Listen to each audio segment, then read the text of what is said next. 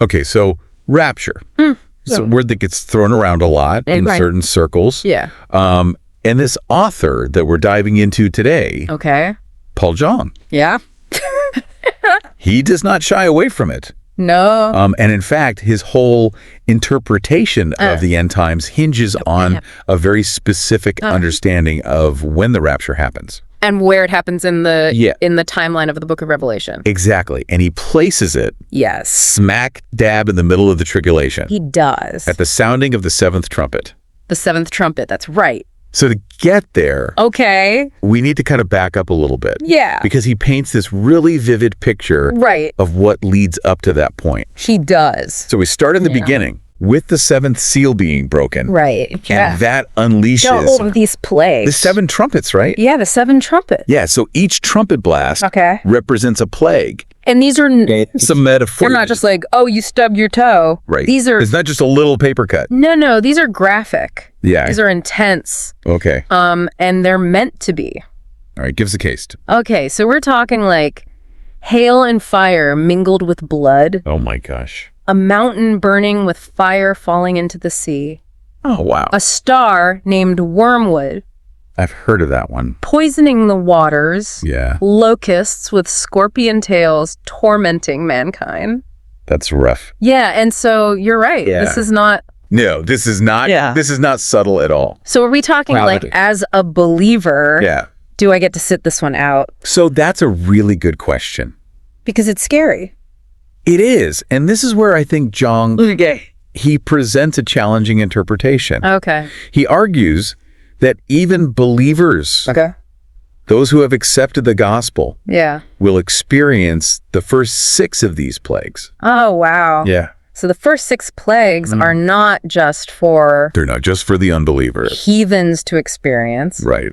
It's everybody gets a taste of this. It's everybody. So then what's the point of the first 6 plagues? All right. If we're all going through it anyway. That's the question, isn't it? Yeah. Like, what is the purpose? Right. And he really grapples with that. He suggests that they serve as this like final wake-up call. Okay. You know, it's almost like this, Like a warning shot. a warning shot. Exactly. Okay. Like, look, this is a taste Yeah. of what happens when you reject God.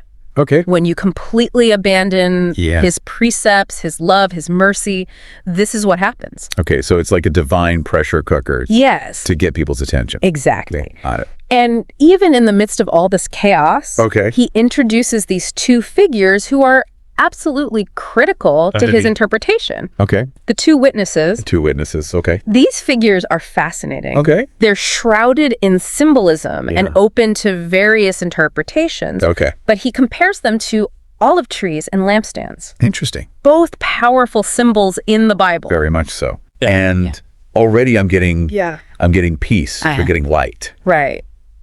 which seems very contradictory to everything that you've just described. It does, but that's what makes it so interesting. Okay. He sees the olive trees as this direct connection to Israel, Okay. representing God's continued covenant Got it. with the Jewish people. So even in the midst of global chaos, Yes, he's zeroing in on this one very exactly. specific cultural context. Absolutely. Okay. And these 2 witnesses, they're not passive. Oh. They have incredible power. What kind of power are we talking? They can call down plagues themselves. Oh, wow. Yeah, they have this incredible authority. Okay. And their mission is even more intriguing. Okay, lay it on me. They're sent specifically to preach the gospel Uh, to the Jewish people during the tribulation. Interesting. So they're like laser focused Laser focused. on this one group Yes. in the midst of all of this. It's fascinating, isn't it? It is. Because you think about it, Yeah. even when faced with the end of the world as we know it, Right.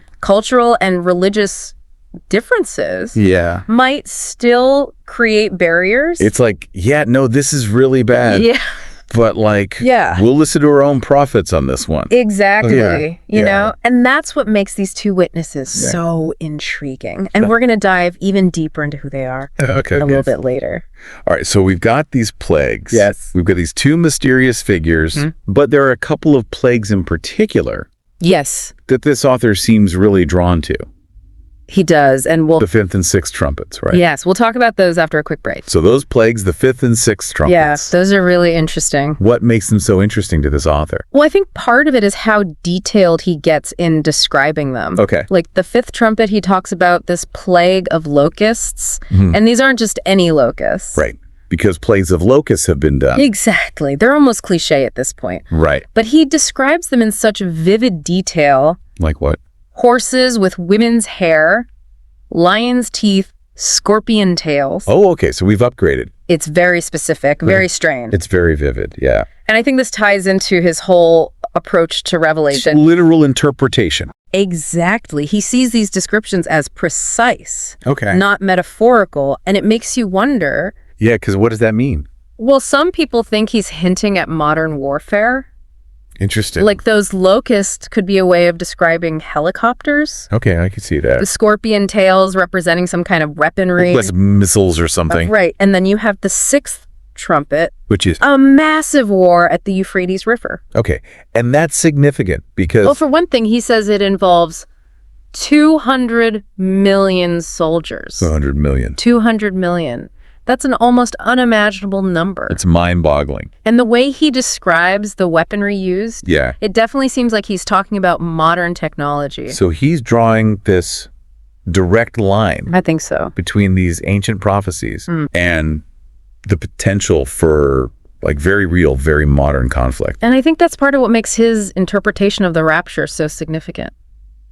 Oh, okay. How so? Well, by placing it right in the middle of all this chaos, After all the locusts and the war and after humanity has really gotten a taste of what's to come, right. it emphasizes the weight of that moment. So it's not just God scooping up the believers. Right. It's not about sparing them from hardship necessarily. It's about something else then. It's about timing, Okay. about letting things play out to a certain point. I see. So it's about God's judgment, Right. but also his mercy Exactly. Like he's giving humanity every chance to turn back to him. to repent and turn away from all of this destruction. And then when they don't, Right. that's when he intervenes. The seventh trumpet. That's the turning point, the moment of divine intervention, And that's when the rapture happens. according to Zhang. Yes. Wow. Okay. So those two trumpets, the fifth and sixth, they're not just random plays. They're setting the stage. They're building up to this pivotal moment in human history. Okay, so we've talked about these trumpets. We've talked about this mid-tribulation rapture. Right. But what about those two witnesses? Ah, yes, the two witnesses. I'm still kind of stuck on them. Well, let's talk more about them. Okay. Okay, so these two witnesses. Yeah. What are they all about? Well, Zhang sees them as representing this tension Okay. between God's faithfulness to Israel Right. and the universality of the gospel message. Okay. So you've got the olive trees, Representing Israel. exactly the symbol of God's chosen people. And then you've got the lampstands. Light for the world. Exactly. Yeah. Shining the light of salvation. So it's like, even in the midst of all this chaos, God is still working through both Jews and Gentiles. Precisely. He's showing that his plan encompasses everyone It's a message of unity. in a time when everything seems divided. Yeah, exactly. And I think that's really important to remember. It is. And it kind of makes you wonder, It's that. what would it actually take Okay. for people to come together? To turn back to God. Yeah. That's the question, isn't it? Yeah. Is it witnessing something like these plagues? Possibly. Zhang seems to think that. That experiencing those consequences. Yeah. That might be the only way. It might be the wake-up call that some people need. Wow, it's a sobering thought. It is because it makes you think. Yeah. If these prophecies are true, Right. and if these events are meant to be a final warning, A catalyst for change. right, how should that knowledge change? Exactly. How we live our lives right now? That's the question that Zhang leaves us with. It's a big one. It is. And I think it's something we all need to grapple with. Absolutely. It's easy to get caught up Right. in the day-to-day. In our own little worlds. Yeah. But this reminds us Yeah. that there's something bigger at play here. There's a bigger picture. And maybe by understanding these prophecies, by wrestling with these difficult questions, We can start to live differently. we can be more prepared, More aware. more compassionate. Exactly. So as we wrap up this deep dive, Yeah. I think it's important to remember What's that? that we don't have to have all the answers, Absolutely not at all. but we can approach these topics Yeah. with humility, Of course. with a willingness to learn, Always. and with a desire to share that knowledge. Beautifully said. I think that's a great place to leave it.